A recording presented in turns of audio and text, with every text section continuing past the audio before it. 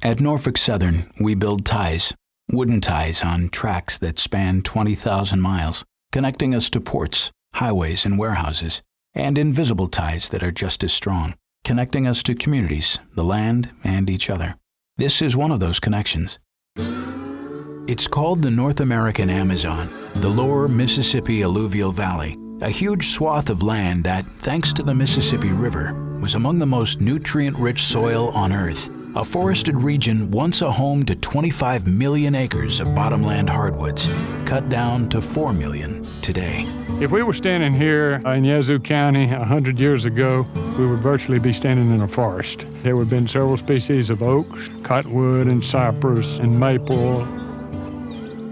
We're here on our family farm in Yazoo County, Mississippi. The farm has been in the family since pre-1900. We've had quite a flooding problem. It was a financial burden for us. My son lost his home. There are areas that should not have maybe ever been cleared up for farming because of poor drainage and lower ground. When we overcleared, we lost a lot of wildlife habitat. It really affected migration patterns for neotropical birds. It affected endangered species like the Louisiana black bear. It certainly affected water quality, so the need for reforestation is great. Norfolk Southern has a broad sustainability program, but it's tied to our principal vision that we need to minimize our impact on the environment while protecting our communities and shareholders. The size and scope of the project with Norfolk Southern is to plant 10,000 acres and plant 6 million trees. This 10,000 acres is the largest single effort of reforestation in the country. And Norfolk Southern, for its investment, will get carbon credits, about 1 million tons over a period of the years that the trees are growing. And so this represents about 20% of a year's carbon emissions. What we're trying to do is kind of mimic what happens naturally in a forest as they regenerate. So these cottonwood provide a shade very similar to what you see in nature that does provide ideal growth for the hardwoods. After approximately 20 years, there would be 2 thinnings of cottonwoods, roughly at year 10 and again at year 17.